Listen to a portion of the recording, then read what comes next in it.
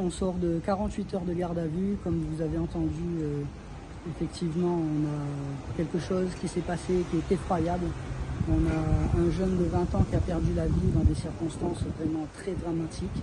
Et on a un jeune de 19 ans, mon client, avec son père et son frère, et puis son cousin, qui actuellement même sont en cours d'interrogatoire.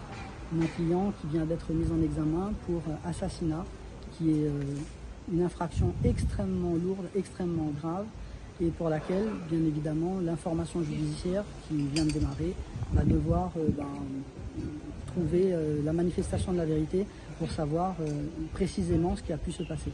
Et justement, on parlait d'un conflit, d'une rivalité entre quartiers, c'est ça? Alors malheureusement, on le pressent dans ce dossier. Pour l'instant, les investigations commencent à peine, mais on sait que ce qui est mis un peu en évidence, c'est des rivalités interquartiers, comme ça se passe malheureusement et que ça se généralise un peu dans certains quartiers de la Réunion.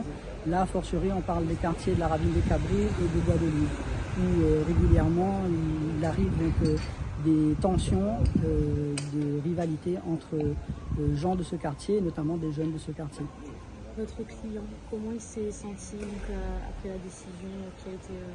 Alors il l'entend, il a compris et par contre il ressent vraiment une responsabilité énorme qu'il n'accepte pas d'entendre dire qu'il serait le principal auteur de ce crime, puisque c'est comme ça qu'on le qualifie.